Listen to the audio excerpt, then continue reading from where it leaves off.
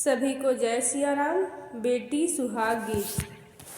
पूरब पश्चिम से अर्घिरी आई बदरी, अर्घिरी आई बदरी, अरे बरसई बीच मड़उआ बाढ़े रानी के सुहाग।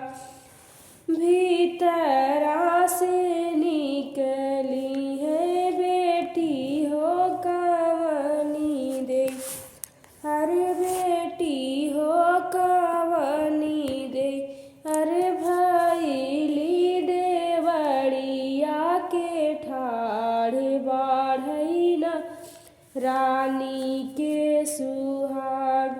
आजू की रतिया बदरी जीनी बरसा हो, अरे जीनी बरसा हो, अरे से धूरा पड़ल सिरे मांग रानी के सुहाग बाढ़।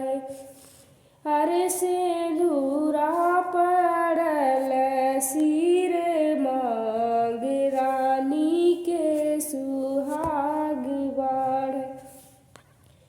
जेही बेटी हो माघवा में, अरे जेही बेटी फागुन, अरे जेही बेटी माघ हो, अरे जेही बेटी फागुन, अरे जेही बेटी दिन बैसाख न बाढ़े रानी के सुहाग।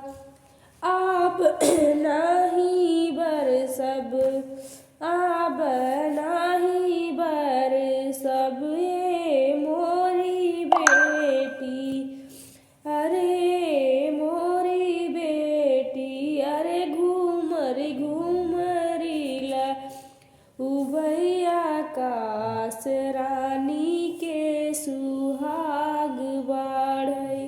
अरे घूमरी घूमरी ला गायब आकाश रानी के सुहाग बाढ़ई। भीतरा से निकले है भैया हो कवनेरा, अरे भैया हो कवनेरा में, अरे नैन ललित होई जाई रानी के सुहाग बाढ़ई। अरे नैन ललित होई जाई रानी के सुहाग बाढ़ई।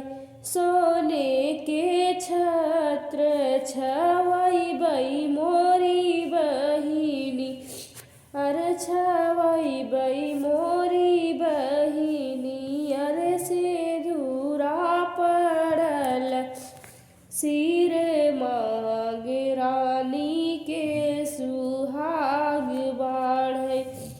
अरे से धूरा पड़ल सिर मांग रानी के सुहाग बाढ़ई। अगर गाना अच्छा लगेगा तो वीडियो को ज़रूर लाइक करिएगा और चैनल को भी सब्सक्राइब करिएगा और लोगों के पास शेयर करिएगा।